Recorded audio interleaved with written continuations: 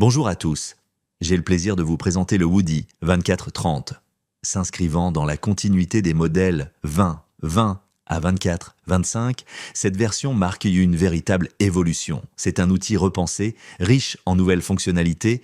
Nous avons beaucoup de choses à voir et nous insisterons particulièrement sur le parcours de formation à suivre pour l'utiliser efficacement. Attaquons tout de suite avec la nouveauté phare, la bibliothèque Woody. Voyez-la comme une base de données de points enregistrés. Son rôle, reconstruire dynamiquement le modèle que vous allez utiliser. En assemblant plusieurs bases de données, on obtient une bibliothèque multithématique sur mesure. C'est là que vous intégrerez vos éléments métiers, ferme de charpente, ouverture comme les fenêtres et les portes, mais aussi vos éléments structurels, bois rectangulaire par section ou poutres en I. Bien sûr, les possibilités vont bien au-delà de ces exemples.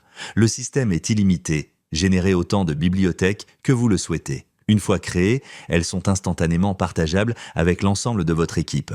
Mais ce n'est pas tout. En parallèle de vos bibliothèques de pièces ou d'assemblage, comme par exemple une ferme composée de multiples éléments, il existe une autre dimension, la bibliothèque de règles paramétriques.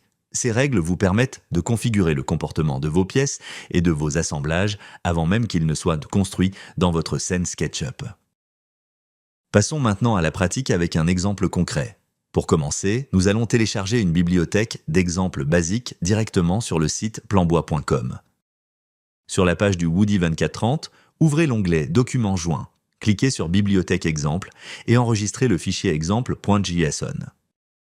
Maintenant que le fichier exemple.json est bien enregistré sur votre disque dur, rendons-nous dans la boîte de dialogue Bibliothèque de Woody. Si cette fenêtre n'est pas déjà ouverte, cliquez simplement sur le troisième W de la barre d'outils principale du Woody.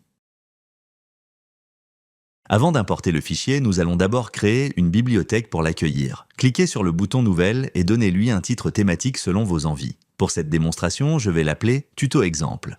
Une fois la bibliothèque créée, cliquez sur Importer et allez sélectionner le fichier JSON que nous venons d'enregistrer. Et voilà, votre bibliothèque contient désormais toute une série de composants et d'assemblages de pièces prêtes à l'emploi.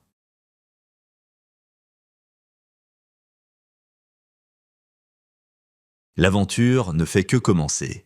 Nous avions évoqué l'existence des bibliothèques de paramétrage qu'on appelle aussi les règles. Nous n'avons pas encore vu comment créer vos propres bibliothèques personnelles, car c'est un sujet vaste que nous aborderons en détail dans nos prochaines formations. Pour l'instant, l'essentiel est de vous familiariser avec cette bibliothèque d'exemples et de bien observer son comportement.